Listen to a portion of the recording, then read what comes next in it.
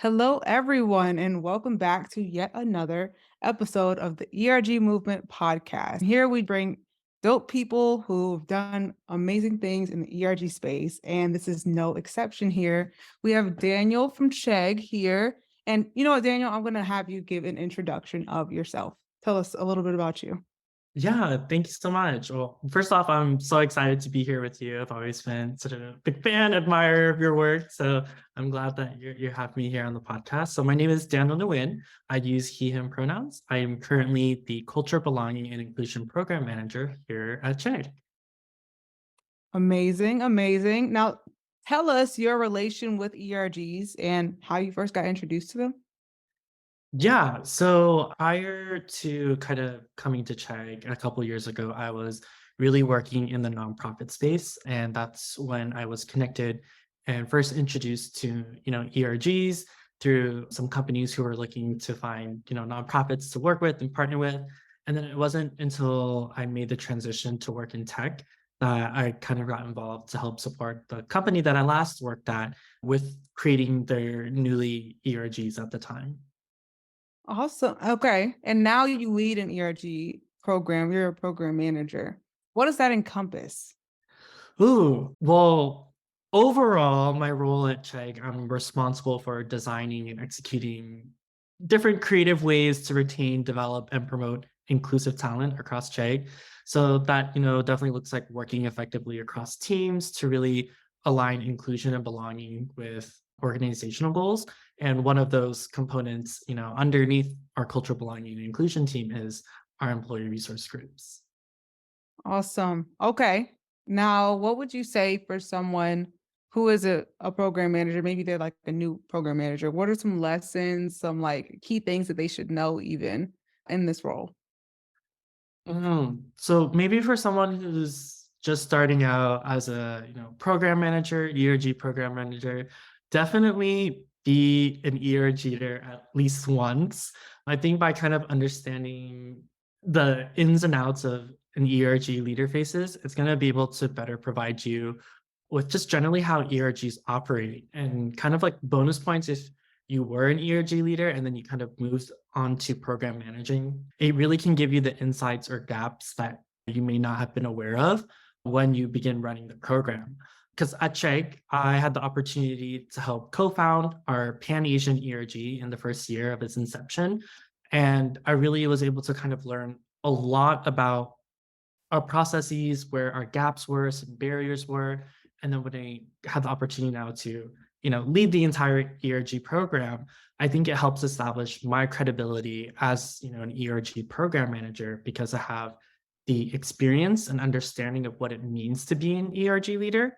But also when other ERG leads, reach out to me for like one-on-ones, I can provide, real relatable advice or feedback versus something that's kind of just like not feasible or idealistic.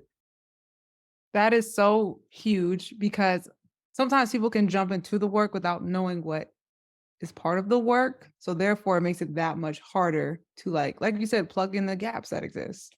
Yeah, well, definitely. And I think another important thing is also that being able to connect with other ERG program managers or ERG leaders at different companies is such an important thing. And I think isn't done often enough and isn't thought about because one, can feel very lonely in the ERG slash, DEI space. But there are, a lot of people who are wanting to connect. And I think when you can find like-minded colleagues who understand the challenges you face, or people to kind of discuss like best practices about ERGs, it can be really helpful to find a community. And I think just for me personally, I was able to find a community of folks who kind of like uplift each other, are willing to hear different problems we have, or help brainstorm ideas, but just overall even help like further advance my own personal career. So I'm grateful for being able to find that space. I love that. Community is obviously a really relevant theme when it comes to ERGs, which are communities, but truly it's people who seek, like you said, like other like-minded individuals who are doing similar work, and you don't have to do it alone. I will plug the ERG movement community space. It's, got to do that. Got to do it one time. Yeah. But even Then though, you bring up such a good point in terms of like networking with other people and what that can do for you. Curious in some of like the ERG programming that you've seen, like what are some good examples of ERG programming?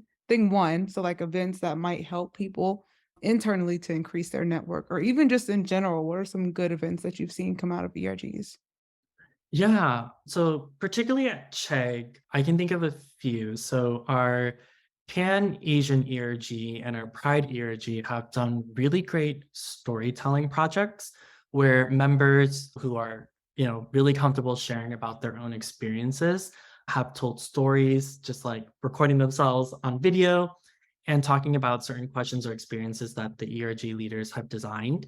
And that has done really well because I think it allows people to kind of hear one's personal experience. And for some people, it completely resonates, and other people, it's a great learning opportunity to learn what's going on with those communities or how people face certain challenges that one may not face themselves. And I think, in a culture where we're really trying to build I like to phrase it as like the opportunity to be your best self if you choose to.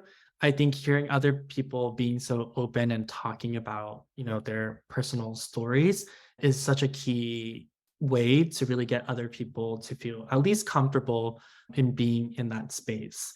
And some other programming that I also really enjoy is when ERGs connect to the larger business in itself and what that could look like. So at Chegg, we have an emerging professionals ERG, which is a ERG focused on all professionals who are growing within their careers.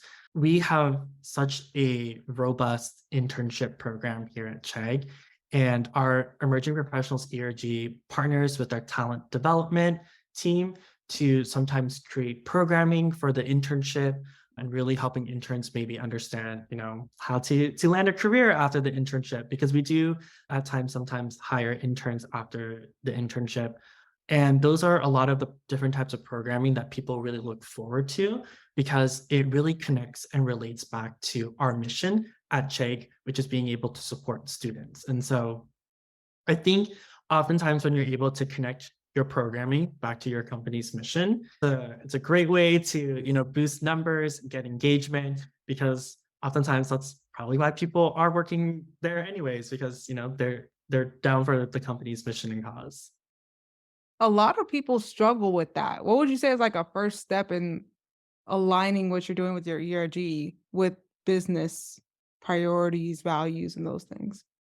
Yeah, that's a really great question. I think one thing that helped in particular, and I will recognize not every company has like a dedicated, ERG program manager or team. So I can see where that could be difficult. But, for me, is definitely going around and talking to different business leaders, different business units, and hearing what goals that they had set out for the year. And then compiling all of those and then taking a look at where I felt that the ERGs could have the biggest impact, knowing Mm. what talents and resources they had, as well as sharing some of their own goals and aspirations and kind of connecting the two and being that bridge for them so that ERGs could have more impact besides just, your typical food, fun, flags, and really identifying those business goals and being that person to bridge that gap between the business and the ERGs. Once again, it's not something that everyone is able to do, but I think initiating those conversations with different business leaders is such a great start, and also really communicating the value and the potential that ERGs can have into some of these different areas. Because even within the ERG movement, we talk a lot about as ERGs develop, they're more ready for business impact, but to approach in that kind of strategic approach where you're seeing what companies, like what business units already are prioritizing and plugging in there versus coming up with your own, like, and then trying to force it on a business unit. Two different things. Yes, two different things. Yeah, and those are definitely learning lessons that I have also had. Starting out as a ERG program manager, at first it was like we have our own goals and we're going to accomplish this, but more recently it was like for me discovering that we could find a way to bridge the two, and it would be just as impactful, if not more impactful, being able to find ways to utilize the ERGs to impact Chegg's business goals. Now, along those same lines, because the people who lead these business units are typically executives, What are your thoughts on how you engage executives in ERGs? Yes, that's a really great question, and I feel like there's no like a real like one solution answer, but I'm happy to share what we particularly do at Chegg and what we think has worked well for us is that we try our best to align ERG leaders first and foremost on their expectations as they run for the year. And that also includes how to work with an executive sponsor. So we provide a documentation outlining how they should best prepare for their first meeting with their executive sponsors, how they want to see their executive sponsor to show up, whether it's in quarterly meetings or, or they just rather communicate via email. And then we align the executive sponsors and we tell them, this is a list of, by being an executive sponsor, this is what we're asking from you. And this is what we expect from you. And by being an executive sponsor, we really want to see this accomplished by the end of the year. And so then it's everybody comes to an agreement and understanding of what is expected of an executive sponsor. And then when it outside of executive sponsors, when it comes to just engaging like VPs and directors, at Chegg, we use Chezzy, which is an ERG management dashboard. And it really allows us to see the member list of each ERG and the reasons why they joined the ERGs and how they would like to be involved. So oftentimes when it comes to VPs and directors, they're really looking to either share their experience or share their knowledge. And so when it comes time to like having panels or once again, storytelling and sharing, that's a great way to find which executives or, VPs or directors that are involved in your ERG and tap on them to have them participate or engage in that way. I really love that point of seeing how people want to be engaged too, because having that question answered from VPs specifically, where you're like, oh, they probably don't want to be engaged. That's not necessarily true, is what you're saying. That is correct. Yeah. I think when it comes to even just all sorts of members, right? Everyone wants to be engaged differently. And it's about finding what is pulling your members to engage with your ERG. Not everyone, wants to sit there and listen to a member discussion. And there are people who want to interface with leadership more or do more community work. And by understanding where your ERG leans in terms of interest, you can help design your programming or initiatives for the year or how to engage certain people like, executives, VPs, and directors. What are some ways outside of like a live event then that would include and how they can be engaged? Yeah, so sometimes it also could be resource tapping, right? Some of our ERGs here at Chegg create resource hubs, providing all sorts of different information. So a really great example is that we have a virtual ERG, which is one of our newest ERGs here at Chegg. And they created a resource hub of all the different tech tools to help, create a better environment for both remote and hybrid workers. And I've known they tapped a lot on their executive sponsor who helped find these different tools, including our talent development team, who's developed best practices for hybrid training. And so by utilizing these folks, there are also ways. So sometimes they also just want to be thought partners. And if they have a great expertise, it's a great opportunity to tap on them and utilize their knowledge outside of events. And so it could be whether it's their team, once again, resource tapping, trying to just engage in thought with them to try to get feedback and how this may be perceived to the organization. And then even to just different initiatives, whether it's like storytelling, finding out community partners. There's all sorts of ways outside of events to always engage different folks. Those so many points that you just brought up there, even like the feedback one. I feel like that's one that a lot of people miss, but that's a huge help to have someone volunteer and do that work. I'm curious too then, when it comes to communications within your ERG, what are some ways that your ERGs like keep people engaged communications wise? We have an internal intranet that we use here at Chegg, and each ERG has their own page. And so we really encourage the ERG leadership team, particularly the comms role, to really manage that, update it with news and articles and different resources. And it's a great way for someone who's interested in Chegg, for example, which is our women's ERG, to go there and see what resources, events, opportunities are there. On top of, we also have Slack here, and we try to also do Slack engagements. So whether that could just be, once a month, sharing out an article or asking a question. Oftentimes, what we really love to see is that, natural, organic engagement that comes from members. And we do see that a lot in most of our channels, but some more particularly than others, like our parents ERG is a great way, because they're always asking for parenting advice, what's the best resources in their state around babysitting or schools. And I love to see that. And so it's always a great way to try to keep engagement up. And I think this actually came from you. A really great tip that I've seen from you was that, don't wait to contact members or engage members when you need something. Always just have, communication going on. And it's not communication telling them about like an ERG event or they need to do this and that, because after a while, then the channel just looks like you're just telling people what to do versus kind of like more of a natural engagement. So I do really try to encourage our ERG leaders to have discussions, ask questions, respond, post articles just to get thinking. Like we even had a really great thread a couple of weeks ago in the Pan Asian ERG Slack channel just about music, and people were just sharing their favorite Asian and Asian American artists. And so those are the different type of ways that we like to engage our ERG members through kind of like a comms perspective.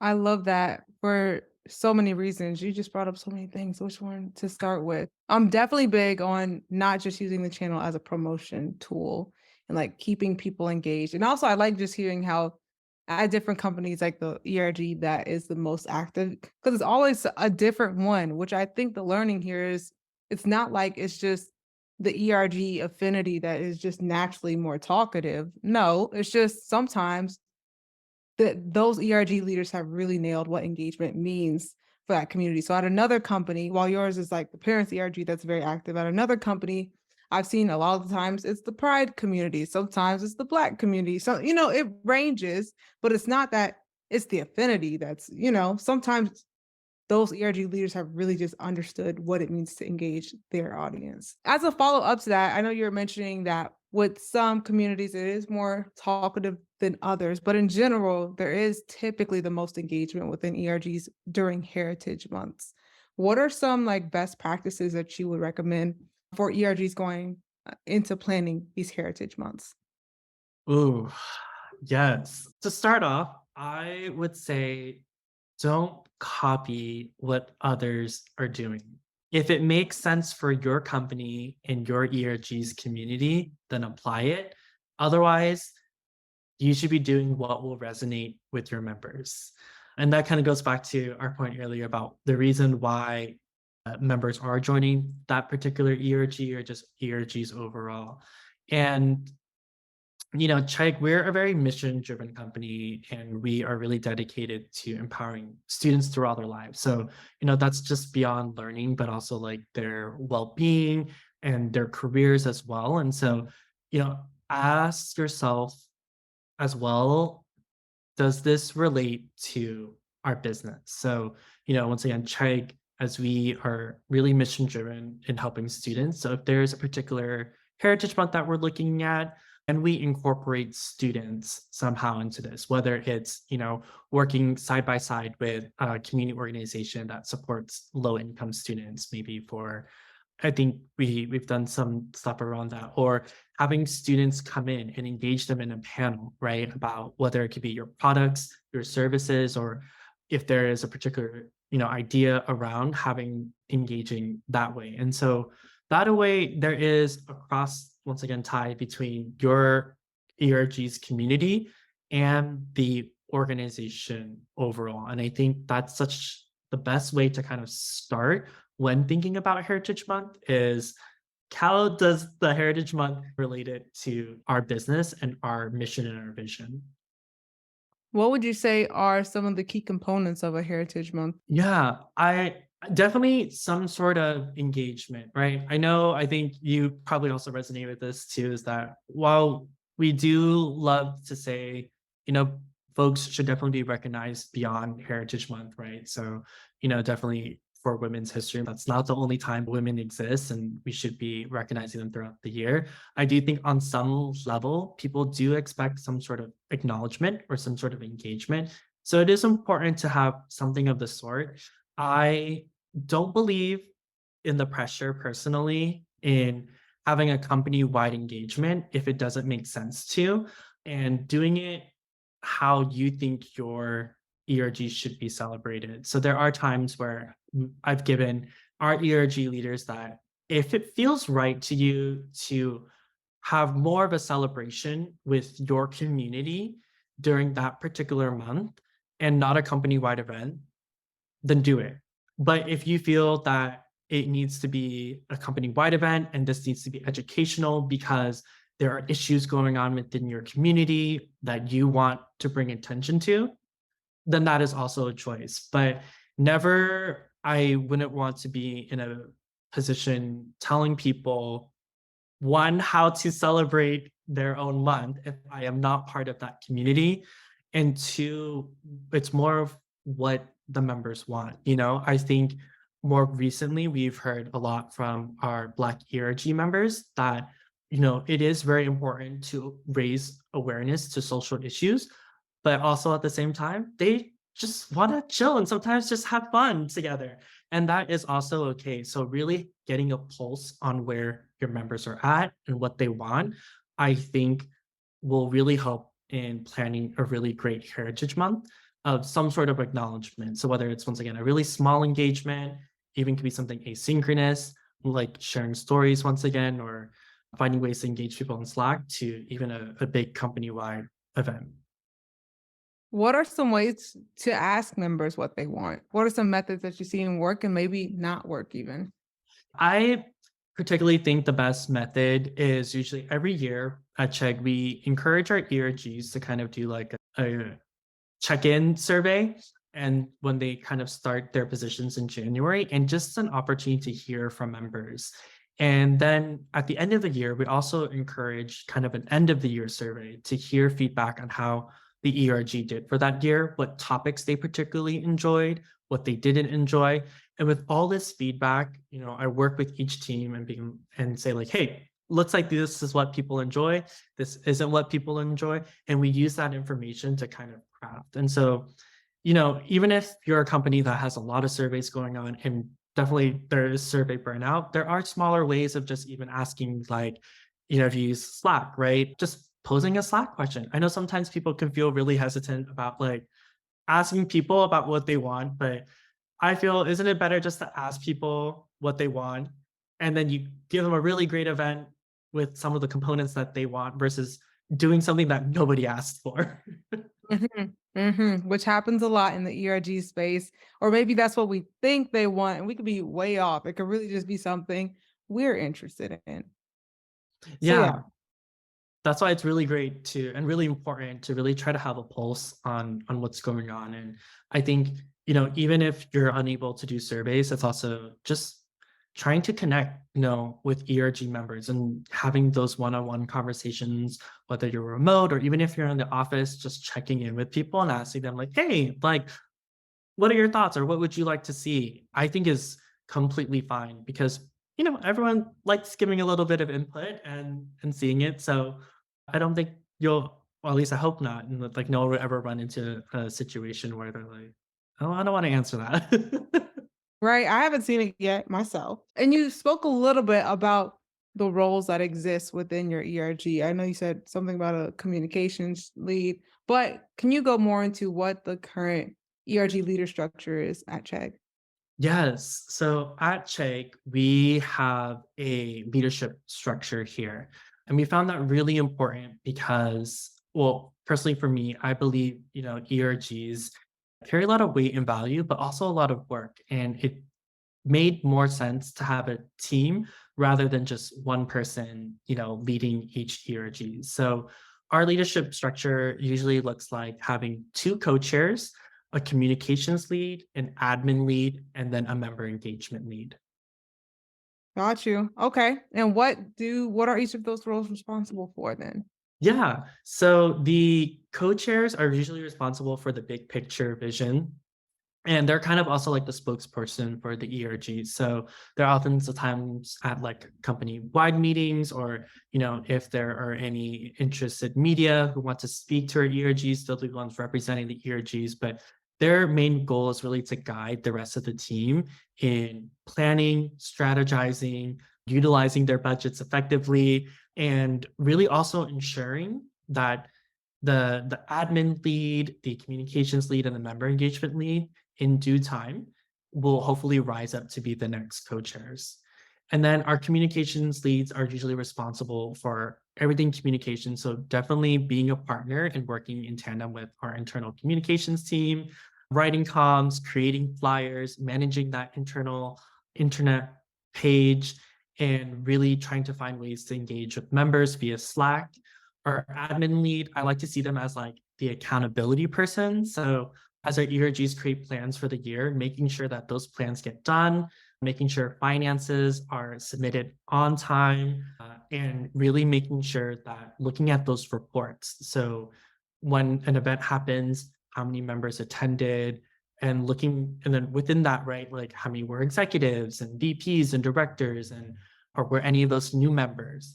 And then member engagement leads are what I call like energizers of the ERGs, really there to really engage the members. So ensuring that, the conversation is always going, taking time to meet with members, recruit new members, and then more importantly, looking at the feedback surveys that we have from every event and what are members saying about how they felt about that event, how that event can be improved so that the next event hopefully can look better, or next year's event, if it's an annual event, continues to improve based off of member feedback. For those roles, how do you onboard new leaders? One, what does that succession planning process look like? But also, what are just some like best practices on how to make sure that the passing of the baton, in a sense, goes smoothly? Yeah, so this might be a really long answer, but at Chegg, personally, I think we have a really great onboarding series with our ERG leaders. So they go through a two-part onboarding process. So the first is an orientation where I walk them through the basics of ERG leadership. So that's looking at their roles, their responsibilities, what are the guidelines around ERGs, what processes that we have in place that they need to be following and understanding, how to create their goals, and understanding how to utilize their budgets. And then the second part is a workshop. And that one is really more focused on strategy, where we dive deep into the 4C model, introduce our company's main priorities, how to plan an event here at Chegg, and then how to begin their strategic action plans. And so, to the second part of your question, looking at succession planning, it should always be taking place. And I think it's really important to think about the long-term sustainability of employee resource groups and the development of future leaders. So at Chegg, it's ongoing. So that's why we build our ERG leadership structure to have members move up after term limits are reached. So most co-chairs sit for a 2-year term, and then we ask them to kindly step down so that other folks can also step into the role and also have the opportunity to lead in ERG. And that's where we hope the comms, admin, and member engagement leads will continue to move up, and then we'll add new comms leads. And so it's kind of a cycle that we continually have going around. So many great things said in that. First of all, I'm obsessed with the onboarding process. How long are the two sessions in the workshop? Yeah, it's 1-hour sessions, and I'm glad I'm able to fit them into 1-hour sessions. We used to have them all in one day, and we felt like that was a lot of information to put upon our ERG leaders. So this past year, I broke it up into two parts, which I felt was a little bit more effective in retaining and understanding, but also allowing them to ask as many questions as possible throughout the process. I love that because one, once you do it once, I feel like it's just an easy process to replicate. But also, two, you're coming to this meeting prepared with the processes and just to be able to walk them through what you've already built on the front end. So what are examples of some documents that you might have and you might provide to an ERG leader in this session? Or maybe it's not documents, but what are some things that you would come to this meeting prepared with? Yeah. So we definitely talk a lot about the ERG ecosystem and what that looks like at Chegg, which teams are already involved and have engagement so that they know these are the different teams and these are the points of contact to reach out if I have an issue with legal or if I want to have an event in office, who's the team to go to that. But more importantly, these guidelines and processes that we establish. So that could look varying from the number of ERG events that they're allowed to put on it for a year to, how to plan their event, how to market their event, what are the different resources already available to them so that all of this information is there and all they have to do is just follow the processes. So it's not them figuring out how to make this happen. It's the process is right there. Follow steps 1 through 7, and it's accomplished. And if they have any questions, that's my role is to assist them. But we wanted to take out a lot of the guessing for them and making it as easy as possible to get their events and initiatives launched as quick as possible without too much holdup or who do we go for this or where do we go for that.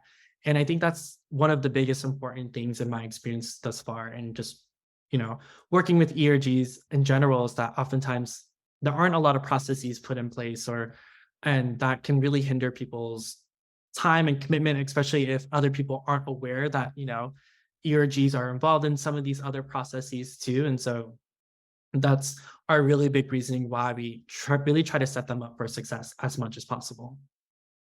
You are speaking my language with the processes and procedures. I'm all about it. And so like so many people skip over because it does take time to create. It's not super quick and you just throw it together. But like you said, it takes so much, it saves time. It takes time, but it saves way more time than it takes. It's definitely like daunting, right? To be like, oh, I did write this on a document. But to your point, like if you're constantly doing it or you're constantly having the same issues arise and you're working on it, like it's easier for you to try to document it once and then everyone can follow those instructions.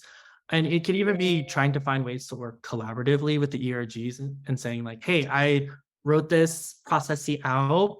Does this process feel familiar to you? Does it not? I've even looped in other, points of contact on different teams to try to establish the process and have them work with me so that the responsibility isn't just me figuring out what the best way is, but they'll, chime in and write comments on my documents saying like, hey, it might be faster if we actually just do this. And so, thinking one thing just I love about working with ERGs is that oftentimes it is very collaborative work. And whether people are actually in the ERGs or just in the ecosystem itself, asking for help and being able to work cross-functionally will really help you kind of take off that burden from yourself and trying to like document a lot of these things because you may be surprised that some of these other teams also just have their own written processes in place and it's just editing a couple words and just changing it around and there you go. Now, I can imagine two things with this. One, I'm just taking a guess here that the processes are the same across all ERGs. It's not like different based on the ERG. Correct. Got you. How does that uniformity impact the ERG program? Yeah, I think it aligns us very well. So by everyone being able to follow a standard process, and guidelines, it really makes things standard because then also we really just try to build community amongst the ERG leaders. And so, by chance, if I am out of office or I am sick, right, they also can rely on each other because they also all know this information. And it's not like, hey, this process was different for me versus this process was different for you. And by having everyone aligned on the same page, it just also makes it easier because to your point about, following the next year's ERG leaders and some of them who do choose to stay, that process just hasn't changed. And so it becomes a very familiar thing for them. And so things become quicker once they understand the process and the fact that, it's just uniform across all teams. And it's like no one gets any special privileges or anything, and it's a real good understanding of how each ERG can make an impact, given the tools that are given to them. I love that. Like I said, I'm a big fan of procedures, processes, all the things. I also noticed that your leadership structure is based on like action based. So it's like communications. What are your thoughts on like pillar based models? Maybe like the 4C model is really big in the ERG space. How do you think that that works when it comes to ERG leadership, or maybe how it shouldn't work potentially?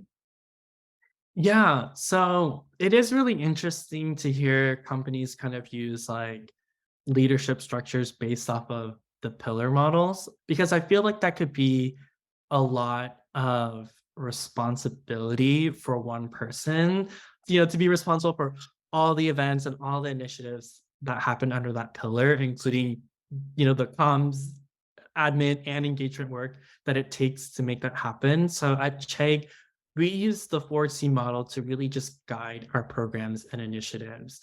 So by doing that, we understand the level of impact each ERG makes through the 4C, but not dedicating one ERG or one person for the full responsibility. Because, as I mentioned earlier, ERG work, it's a lot and it is additional work that someone is doing on top of their day-to-day work.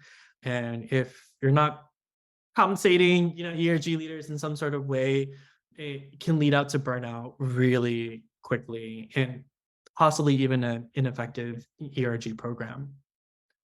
And coming from someone who has processes where most companies don't, the fact that you're saying someone who's done it, it makes a lot more sense to do it role based versus pillar based, but you can still incorporate the 4Cs into the roles. Correct. I love that. Please, I hope that you all take that away from this conversation. You need processes, but to do that, you're going to have to restructure a little bit. Because, like you just mentioned, it's a lot for one person under one pillar to master that pillar and each of the things that it encompasses. There's so much to communications. So, you bring a really good point up there. Yeah. Okay. This is a great conversation. Two things then that I want to close out with. Thing one, you've been in the ERG space for a bit. What changes have you seen pre-pandemic and post-pandemic in the ERG space? Yeah, I would have to say engagement and participation has definitely changed pre-pandemic and post. And that's because I think, when everyone was in the office, it's definitely easier to, be surrounded by people and get people engaged. And if you're having an event, people walk by and join, or you can just, shout out, into a meeting room like, hey, come over. But nowadays with things that are virtual and hybrid, it can be a little bit difficult, because if the level of engagement isn't there, it's not to say that, oh, being in office is what gives people the engagement. It has refined what engagement means.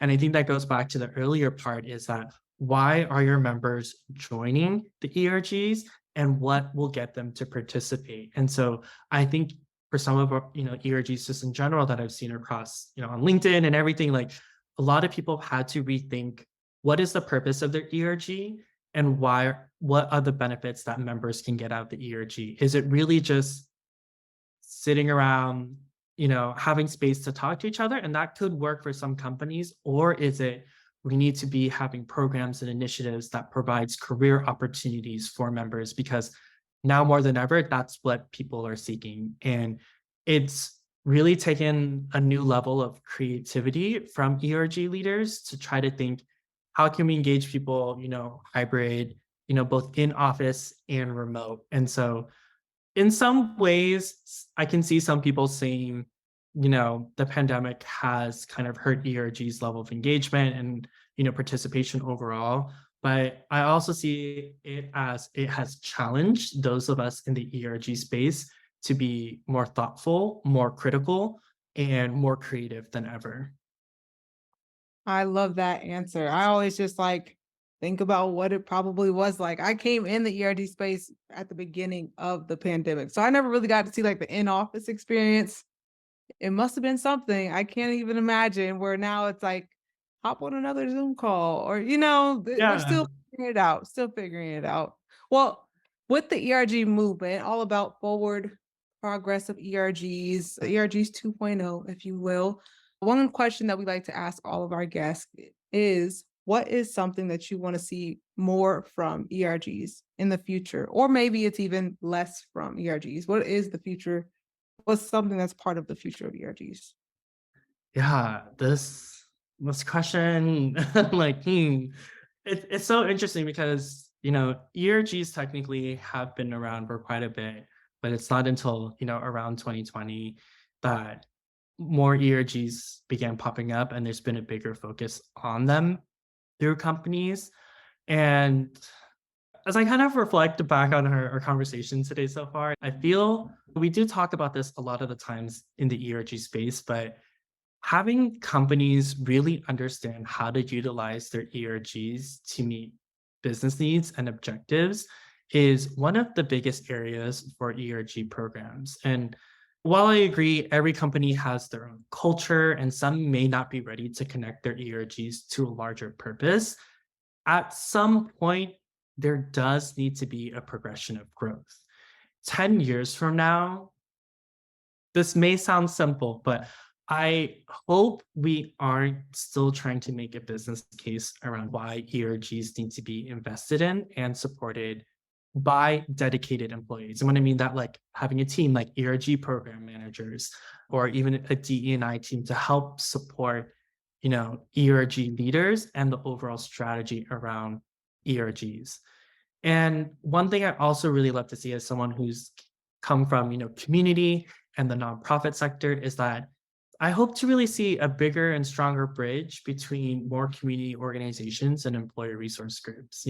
Employer resource groups in themselves are kind of corporate community kind of like spaces, that are surrounded by identities and, community organizations are just that too. And there is ways to bridge gaps and work together. That's not just, here's some money or give us an opportunity to volunteer. I think there are such, big potentials and opportunities to form strategic partnerships that connect people to their mission right out there and ways to give back, but also to really, at the end of the day, to really affect the communities where your company may reside in. And I think that's one really great thing that Chegg tries to do is that, we have offices all around the world, but here in the US, we have one in Santa Clara, Portland, and New York.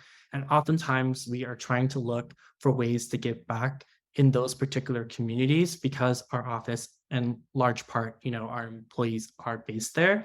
And that a way you're not just investing in a community organization, but you're investing in the community that your company has space in. That is so big, and no one's answered with that one just yet. So I love that answer too. But like you said, there is so much opportunity there to be more intentional about forming these partnerships with community organizations. So we'll definitely have to have you back for a part two on that and Yeah. what the opportunities are. This has been a great episode. No surprise here. Tell everyone how they can connect with you. Yeah. Well, thank you for so much for having me once again. It's been really exciting. And you can always find me on LinkedIn as a great way to connect. And I would be happy to chat with anyone, whether it's about ERGs or just, anything in general. Awesome. Well, you all heard it here. Feel free to reach out, and the information will be in the bio. Thank you all for tuning in, and we'll see you next time.